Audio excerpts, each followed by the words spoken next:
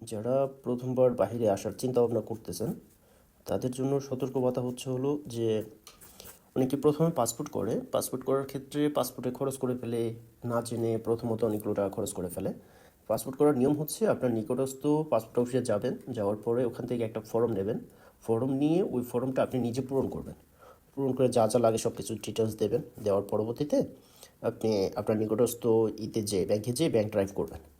নিজে যখন bank drive করবেন তখন 3,000 3,500 টাকার মতো নেবেন। আর যখন আপনি কাউরে দিয়ে ওরকম পাসপোর্ট করাবেন তখন ও লোক আপনার কাছ থেকে 10 থেকে 15,000 টাকা কাটবে। আপনি সংক্ষেপে পাসপোর্ট করে ফেলতে পারবেন আপনার নিজের পাসপোর্ট নিজেই, যেমন আপনার ইনফরমেশন যা যা আছে, যে কার্ড, ছবি, তারপর যে যে ফর্ম আছে ফর্ম আপনি নিজে নেবেন। ব্যাংক ড্রাইভ আপনি নিজে নিজে করবেন, করে তারপরে জমা দিয়ে দেবেন অফিসে। আপনার কোনো এক্সট্রা খরচ হচ্ছে না।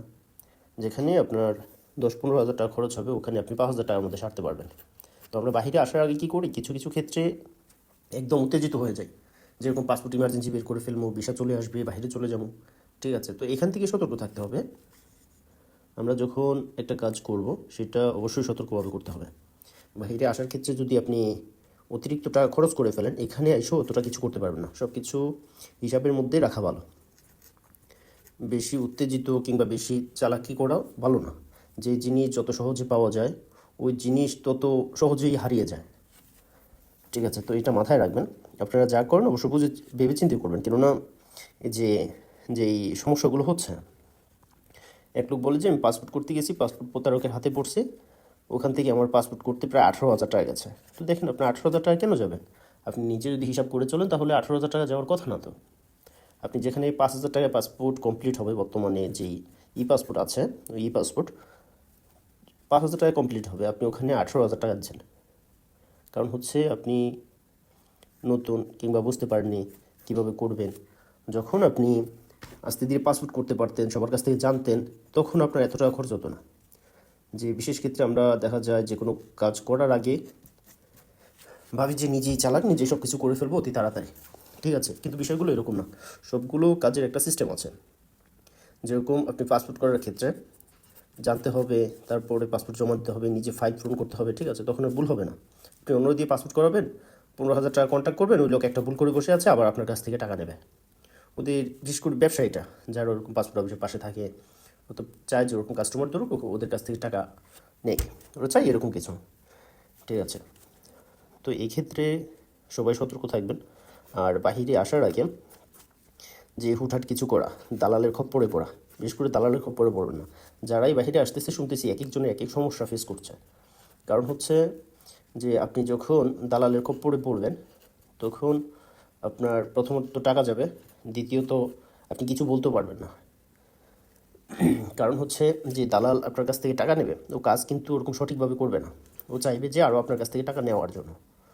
ঠিক আছে, তো আপনারা যারাই বাহিরে আসেন না কেন, যেটাই করেন না কেন, অবশ্য স্বাভাবিকলি করবেন। আর নিজের কাজ নিজে অবশ্য করার চেষ্টা করবেন। ঠিক আছে, আর পাসপোর্টের ক্ষেত্রে বিশেষ সমস্যা দেখা যে আপনি যখন অ্যানালগ পাসপোর্টগুলো করবেন ওটাতে তো 5 বছর মেয়াদ থাকে। আপনারা চেষ্টা করবেন যে 10 বছরের মেয়াদ দিয়ে পাসপোর্ট করার জন্য। ঠিক আছে, যখন আপনারা নতুন অবস্থায় আসবেন বাহিরে, তখন তো অত কিছু বুঝতে পারবেন না, ভাষা বুঝবেন না, বা ওরকম কোনো সমস্যা ফেস করতে হতে পারে। তো এই ক্ষেত্রে আপনারা যদিও টাকা একটু বেশি যায়, বাংলাদেশ থেকে লং টাইম মেয়াদ দিয়ে পাসপোর্ট করে নিয়ে আসবেন। দেখা যাচ্ছে ওই পাসপোর্টের উপরে ভিসা বা ওরকম কার্ডের স্টিকার যদি পড়ে, ঠিক আছে, তখন আপনার ওটা লং টাইম থাকবে। আপনার দেখেন একটা ক্ষেত্রে একজন এরকম সমস্যার মধ্যে পড়ছে যে ওনার ভিসাও লাগছে, কার্ডে ওরকম কার্ডও হাতে পাইছে। এখন পাসপোর্টের সমস্যা পাসপোর্টের মেয়াদ আছে 6 মাস। তো 6 মাস পাসপোর্টের মেয়াদ আছে, ওই পাসপোর্টে 5 বছরের ভিসা লাগছে। এখন আপনি এটা কী করবেন? এটা সমাধান কী?